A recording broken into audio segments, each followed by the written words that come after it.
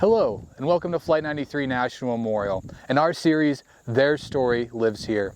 My name is Sam Govan, and I'm a ranger here at the memorial, standing on the Communications Hill overlook just above the Visitor Center and the Memorial Groves. Do you have someone in your life that likes to think outside of the box and solve problems? Well, passenger Edward Porter Felt was just that for many people in his life. Edward Porter Felt, from a young age, was the type of person who enjoyed tearing things apart around the house and putting them back together better than he found them. His siblings remembered that at a young age, Ed was often inside while they were playing outside, tearing apart radios and clocks to figure out how their inner workings worked. As a teenager, Ed Felt was the type of person who would call into college trivia shows and win competitions over college students, and he was very proud to win those type of competitions. Eventually, he went to Colgate University, where he met his wife Sandy at New Student Orientation.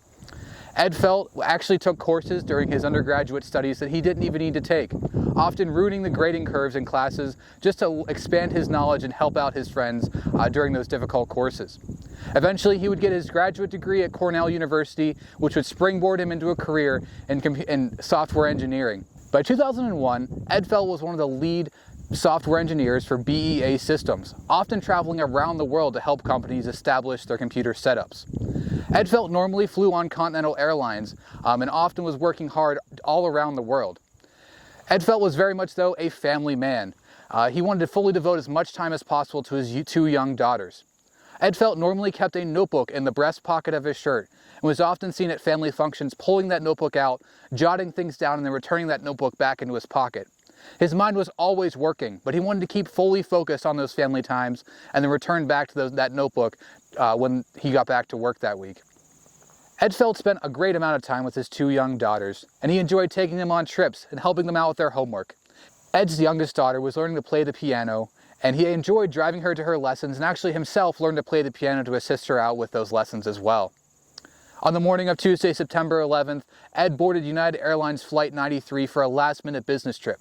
He actually found out about that trip on the day before, on Monday, September 10th. By the late night of Monday the 10th, he didn't even have a hotel reservation yet, but only had his airline flight. He was expected to go out to San Francisco just for the week, and he was hoping to be home by Friday to spend the weekend with his young daughters. Aboard United Airlines Flight 93 during the hijacking, Ed was among the passengers and crew, pushed to the rear of the plane and told to sit down and be quiet. Ed's family has theorized he used those problem-solving skills to help the other passengers and crew create that plan to fight back.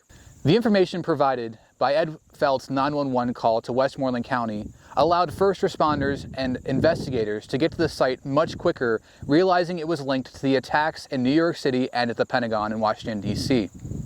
I encourage you to learn more about Ed Felt and the other passengers and crew aboard Flight 93 and their ultimate sacrifice here in the skies over Western Pennsylvania.